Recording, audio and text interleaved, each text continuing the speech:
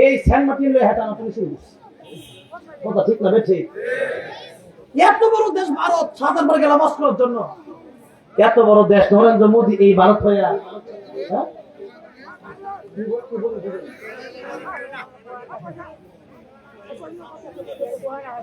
এত কথাবার্তা বলতে পছন্দ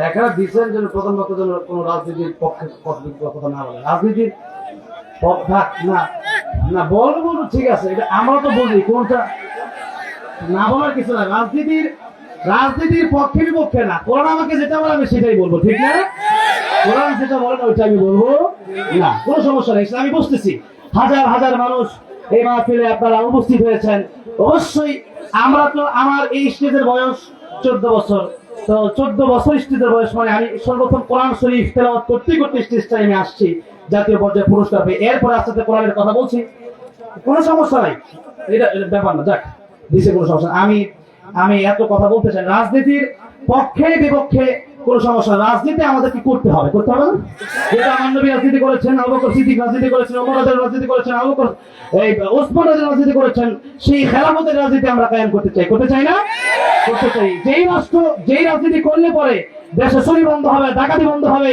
যেই রাজনীতি করলে পরে দেশে সুদ বন্ধ হবে ঘুষ বন্ধ হবে মানুষ আল্লাহর কোনের পক্ষে আসবে সেই রাজনীতি আমরা করতে চাই কি চাই না সবাই রাজি আছে না ভাই সেই রাজনীতি আমরা করতে চাই তবে যারা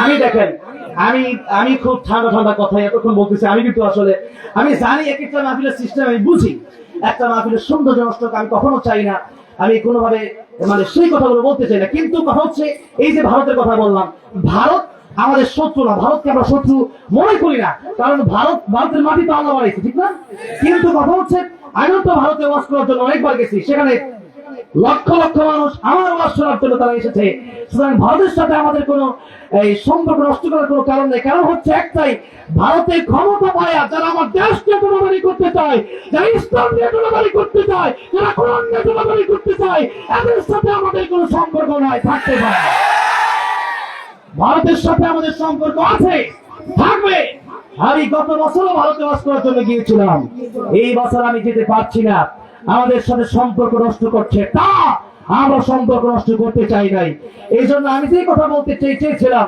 যে আপনারা ভারত পেয়েছেন ভারত নিয়ে থাকেন সাবধান বাংলাদেশ নিয়ে একটা বাটারি করবেন না আমাদের যেমন আমরা ইসলামকে ভালোবাসি নবীজি দেশকে ভালোবেসেছেন আমরাও দেশকে ভালোবাসি ঠিক না ঠিক সুতরাং দেশকে ভালোবাসা এটা ইমানের ভিতরে আছে এটা আমাদের ইমান দেশের জন্য প্রকৃতভাবে কোন মুসলিম যদি যুদ্ধ করতে গিয়ে মারা যায় সেও কি হবে শহীদ হবে এই জন্য দেশকে আমরা ভালোবাসি সেই জন্য দেশের পক্ষে আমাদের কথা বলতে হবে আমি যেরকম একজন আলেম আমি যেরকম একজন তাফসীরকারক আমি যেরকম একজন কোরআনের ধারক বাহক ঠিক তেমনি ভাবে আমার আরেকটা পরিচয় আছে সেই পরিচয় হলো আমি বাংলাদেশী ঠিক না ঠিক সুতরাং ইসলাম রক্ষার জন্য যেরকম আমরা জীবন দিতে প্রস্তুত এই দেশের প্রত্যেকটা ইঞ্চি মাটি রক্ষা করার জন্য জীবন দিতে হাত দেখতে চাই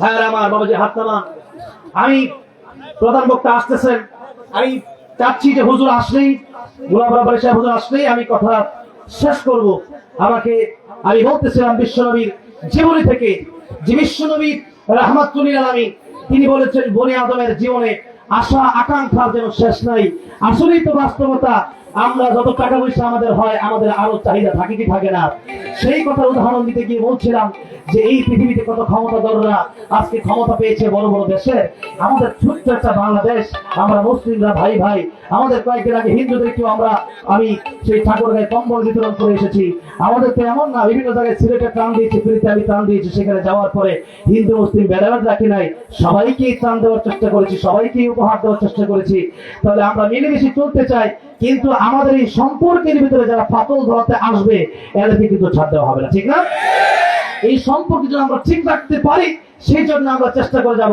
এই যে বাংলাদেশ এই দেশটা আমাদের একেবারে ছোট্ট একটা দেশ মানচিত্রে লেখার মতো জায়গাটা নাই ঠিক তবে ঠিক বলেন? এত ছোট একটা দেশ নিয়ে আপনাদের মাথা কামার কি দরকার? এই জন্য আমি বলতে চাই, দেশের একজন নাগরিক হিসাবে আমাদের এই এতটুকু দায়িত্ব আছে যে দেশটা কিভাবে সুন্দর হবে, দেশটা কিভাবে চাঁদাবাজ মুক্ত হবে, দেশটা কিভাবে দুর্নীতি মুক্ত হবে, এই কথা বলার অধিকার আমাদের আছে না নাই? এটাই হলো বাক স্বাধীনতা, বলতে হবে। এরপরে আপনার যদি ভালো লাগে মানবেন, না ভালো লাগলে দরকার নাই, সে কথা আমাকে বলতে হবে। এজন্য বলার সময় আমাদেরকে খুব হিসাব কিতাব করে কথা বলা দরকার। আমার ভাইরা, আমার বাবা যা বলতেছিলাম, আল্লাহর নবী, বিশ্ব নবী রাহমাতুল লিল আলামিন, তিনি কষ্ট করেছেন। তিনার জীবনের শেষে তিনি যখন চলে যাবেন পৃথিবী থেকে, ডাক দিলেন আয়েশা, আমাদের আয়েশাকে ডাক দিলেন, আয়েশা, আমার ঘরে 6টা স্বর্ণের টুকরা আছে, এই 6টা স্বর্ণের টুকরা কোথায়? আমাদের আয়েশা রাদিয়াল্লাহু আনহা বলেন, ইয়া রাসূলুল্লাহ, এই স্বর্ণের টুকরাগুলো আমি যত্ন করে রেখে দিয়েছি।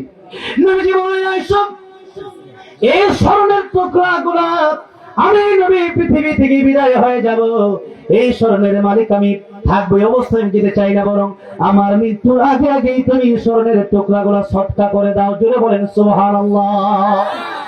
নবীজি বলেন, 6টা স্বর্ণের টুকরা মালিক থাকা অবস্থায় যেতে চাই না। আমরা জীবনের দুনিয়াতে সব রেখে যেতে চাই, কিছু দান করে যেতে চাই। নবীজি বলেন, 6টা স্বর্ণের টুকরা আছে, এটাও আমি রাখতে চাই না। নবীজি এত কষ্ট করে আমাদেরকে কি শিক্ষা দিলেন? যে এই দুনিয়া কষ্টের জায়গা। এই দুনিয়া কিসের জায়গা? কষ্টের জায়গা। এই জন্য এই দুনিয়াতে আমাদের কষ্ট করতে হবে, আমাদের লোভ লালসা থেকে আমাদেরকে বিরত থাকতে হবে, অনেক আশা আকাঙ্ক্ষা থেকে দুনিয়ার আশা আকাঙ্ক্ষা না করে পরকালে আমাদের জান্নাতের আশা করতে হবে। দুনিয়ার আশা আকাঙ্ক্ষা যতই করবেন, পানির ভিতরে যতই ভাবে মুষ্টি করে ধরবেন, পানি থাকবে হাতে? পানি খামসাবেন, সাগরের পানি আপনার হাতে থাকবে? সব পানি কিন্তু চিপা দিয়ে পড়ে যাবে। দুর্গ ঠিক হবে, ঠিক ঠিক তেমনিভাবে দুনিয়া আপনি যতই ধরে রাখতে চাইবেন, দুনিয়ার টাকা পয়সা ক্ষমতা থাকবে না, একদিন আপনাকে চলেই যেতে হবে। টাকার কোনো সিস্টেম নাই, করলে আলাইহা ফান।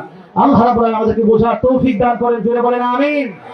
আল্লাহ রাব্বুল আলামিন আমাদেরকে পরকালীন জীবনের চিন্তা নিয়ে দুনিয়া মাজদাতুল আখিরা, এই দুনিয়াতে ভালো ভালো কাজগুলো করে যাওয়ার তৌফিক দান করেন, জোরে আমিন।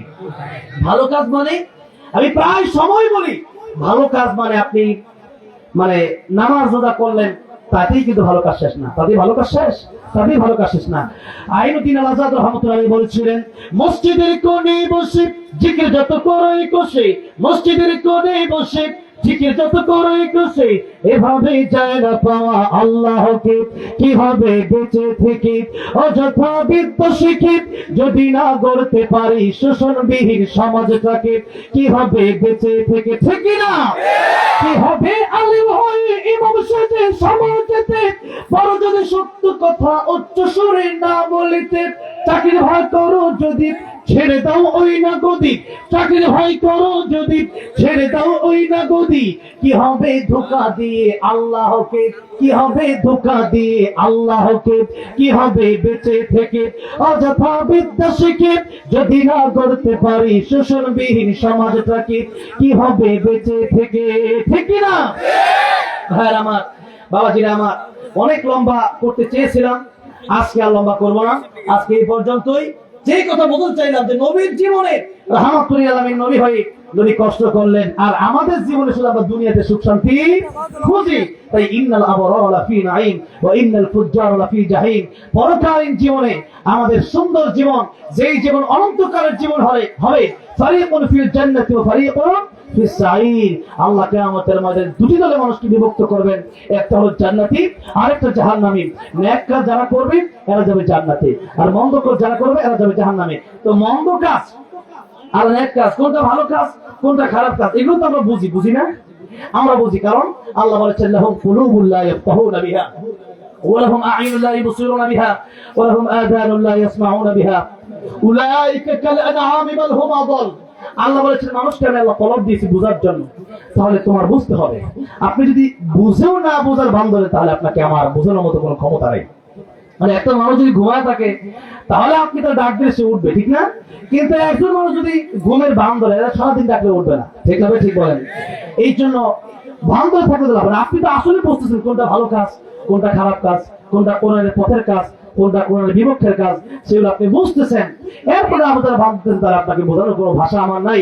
আল্লাহ বলতেছেন, যারা কোরআন শরীফ বুঝলো না, দুনিয়া সব বুঝলো, ব্যবসা বুঝলো, বাণিজ্য বুঝলো, ক্ষমতা বুঝলো, সব বুঝলো, তারা দুনিয়ার শৌখিনতা, দুনিয়ার আরাম সব বুঝলো, কিন্তু কোরআন বুঝলো না। আল্লাহ বলেন আনআমি বাল হুম আদল, তারা কুকুরের চেয়ে নিকৃষ্ট। এই জন্য আমরা যেন প্রকৃতপক্ষে কোরআন শিখি, রাসূল সাল্লাল্লাহু আলাইহি ওয়াসাল্লাম আদর্শ মেনে আমরা যেন কবরে যেতে পারি। জীবন আমিন। ওয়া আখিরু দাওয়ানা আলহামদুলিল্লাহি রাব্বিল আলামিন। একটু মানে সভাপতি সাহেব বলছে, অনেক অত্যন্ত হাসি খুশি মানুষ তিনি আমাকে বলেন একটা অনুদিনের মাটির এই গজলটা গাওয়ার জন্য। এই গজল গাওয়ার পরে আল্লাহ মদিনা যাওয়ার তৌফিক দিয়েছে। কথাটা বুঝছেন? গাইবো আমি তো 9:30 পর্যন্ত চাইছিলাম, কিন্তু গোলাম রব্বানী ভাইকে আমি খুব ভালোবাসি, তাই এতক্ষণ ধরে বসে আছি আর কি। কথাটা বুঝতে পারছেন? তাহলে কারণ আমি উঠে গেলে একটু পরিবেশটা নষ্ট হবে, তাহলে একজন বক্তা মাস্টার না থাকলে, এই জন্য